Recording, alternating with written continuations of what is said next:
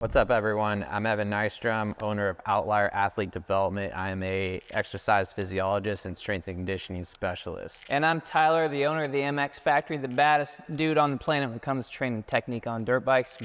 We're looking forward to giving you guys some good information here. We're gonna go over 3 training mistakes and 2 nutrition mistakes that a lot of people do for the sport of motocross, and I would say off-road riding too. So yeah, if you 100%. ride 2 wheels, I mean, it goes across the board. So the first thing that comes to mind for me a lot is what I've seen a lot is too much like high intensity training away from the bike. Cause like on bikes, pretty high intensity, right? Oh yeah. What's your experience with that? So if I snap back to 7-8 years ago when professional racing was my thing, right? What I would always find come race day that I would feel flat. And so I think that you have this balance between, you have these 2 different types of people. You have the people that really want to be good, but don't have the education to do so. And then you have the people that are kind of lazy that need a kick in the butt and they're probably under training. I feel like maybe I was on the other side where I was overtraining. And so I felt myself being pretty flat on race day and questioning like, why am I not in good shape? I don't think it was ever a thing about being in good shape. It was just that I wasn't recovered enough to feel the benefits of the training. The problem with that like high intensity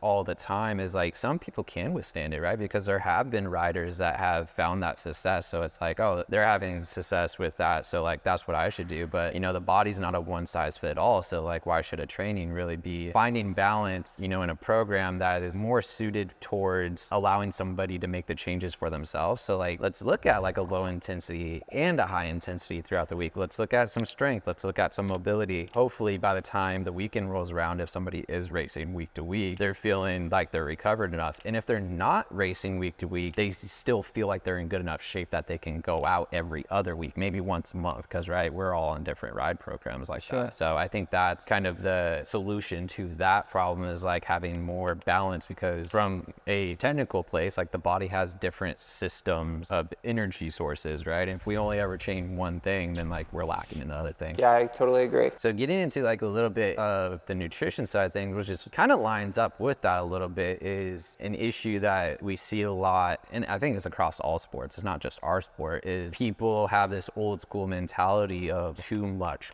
carb. I gotta fuel, I gotta carb load the night before, I gotta do this or that, you know. How does that make you feel if you were to do that? Or have you done that in the past where you felt like you needed to do that because that's what you're supposed to do? You watch these guys like back in the day, like Lance Armstrong, right? You see them eating spaghetti or whatever the night before, and you're like, well, if the best, endurance athletes in the world, in theory, are doing this, maybe I should too. But we also have to think about, I don't think that motocross is highly studied at that point. Yeah. I felt that if I carb loaded like that, which I did often, I would feel pretty heavy. And now moving towards more like just a little lighter in the gut, lighter foods is much more efficient. And I don't want to like throw carbs under the bus, because they definitely play a part in our energy for sure. But it's like, getting a good source of a carb is different than getting a bad source, because the way that it affects our blood sugar is completely different. Maybe trying out more like real food carbohydrates rather than like packaged food carbohydrates might be a good way to try and eliminate that like heaviness. But at the same time, knowing that your body is very efficient at storing fuel already. If you're going out on the weekend and you're, let's say, a weekend warrior like myself,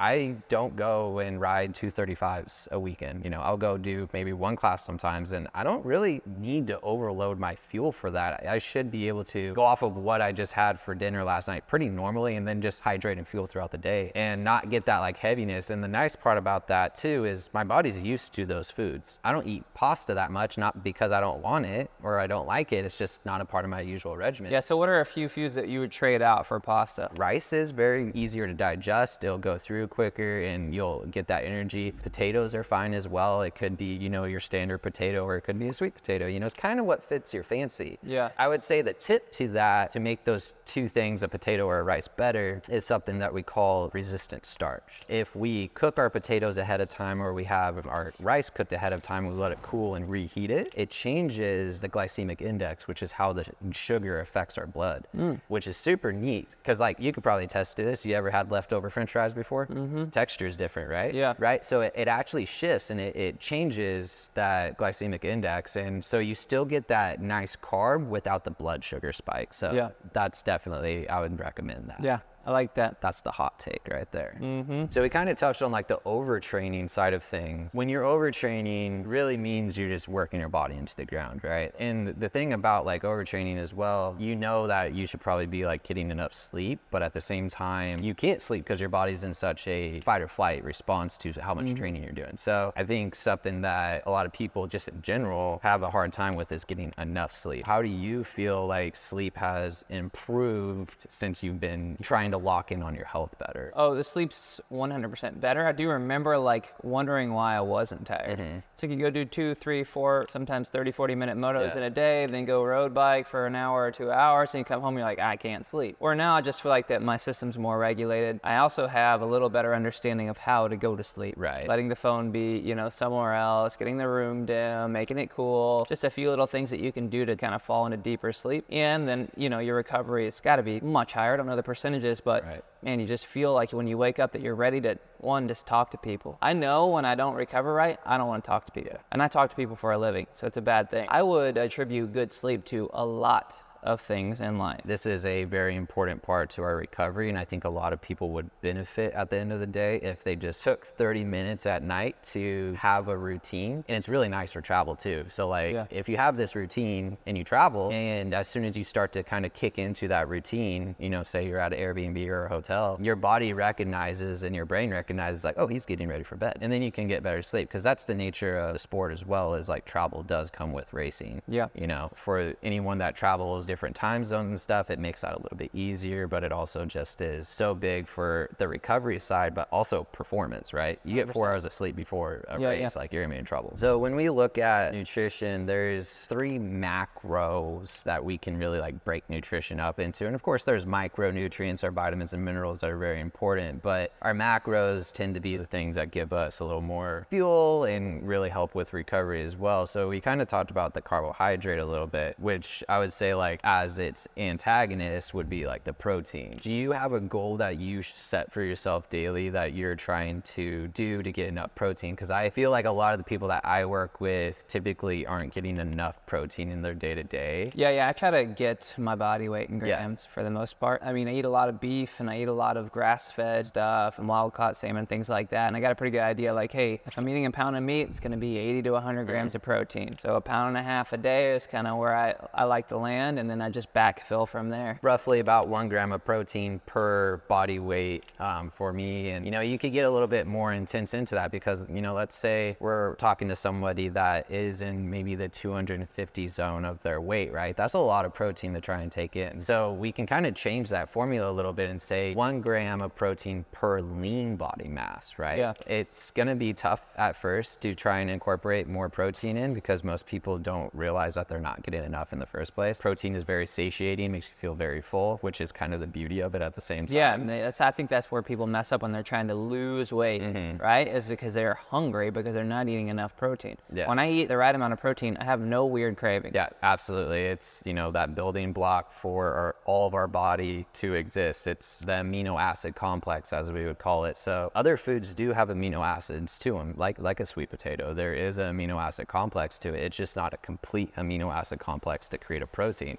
But if you have like a sweet potato and then you have an apple and then you have, you know, other fruits and vegetables, grains, whatever, they all have a different amino acid complex. And when you do mix them together, you can make a complete protein. You could actually up your protein intake by 20 grams a day by eating those as well when you mix them in. I think a lot of people would feel a lot better. They would recover a lot better, have more energy. So I think that's like one of the bigger things that a lot of people can benefit from. 100%. So I think one of the biggest things that I see, and social media is a leader for this because of just the way that everyone and anyone can put out anything, which is great because you and I also use it for that purpose, but it also gets mixed in with some stuff that I would say isn't the most beneficial for the sport. What I would say that is these moto specific exercises where we're trying to mimic an action on the bike off of the bike. You wouldn't see a receiver in the NFL strapping weights to their wrist and trying to catch the ball and stuff. Like they're gonna go out and catch the ball and use that as their sport specific exercise where they're gonna get the most value out of it by being on the field and doing their actual activity. Meanwhile, that's the exact same thing that we can get with working on the bike, working proper technique, and going out and getting our laps in. Because like nothing beats bike time. Absolutely nothing will ever be a substitute for it. I think people, I don't want to say discredit, but they disregard the fact that you should just be a well-rounded athlete. Right. And that's why I tell like the young kids and the parents of the young kids, like, let them play all the sports. Let them play football, baseball, basketball, let them wrestle, let them do it all. They need to be well-rounded all the way around, and not one movement's going to fix the problem. And so if we're training just like, okay, you can stay in this position, you can do this, there's a lot of things that are going to happen. The bike is very dynamic. It's moving a lot underneath you. And so your body needs to be malleable to that. And I think that's important for people to hear for sure. The programs that I've worked on, the program that we're working on really kind of focuses away from is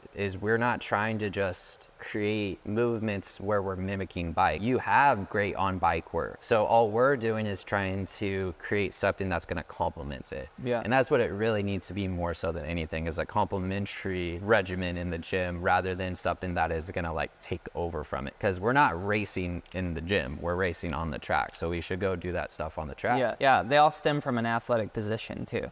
Ultimately, right? So does moto. So I think if you can just figure out that position, I tell people a lot of the times, I'm like, hey, if you've trained another sport, you've likely trained moto. Because it's just like get yourself in the most athletic position and then be in balance with what you're doing. Yeah, I think that's a huge thing that probably people are misled on. Yeah, we could probably make a cut here and show like tack position and then show a linebacker, show somebody playing defense on basketball and all these different sports, a stance to swing a bat. Like all the same, right? Yeah. It's the optimal center of gravity is what it is. Yeah. Yep, 100%. Like that one. If you want to go harder, longer, look better while you're doing it, consider joining our 12-week off the bike motocross training course. This course is made for everybody from the beginner to the vet to the racer to the off-road rider. If you ride two wheels, this course is for you. As a part of this course, you're going to have access to Evan and myself through a private Facebook group, and even sicker, we're going to give away a pit bike to someone who joins and gets faster, fitter, and stronger. The first 50 riders that register for the course are going to get a custom hat and t-shirt. And make sure you join the early bird waitlist. There's two humongous reasons here. One, you get 10% off and no one else is going to get that. And the second, you get it a day before everyone else and it's going to go fast. So make sure you get on it. Click the link around this video to join the early bird waitlist. We can't wait to see you in there.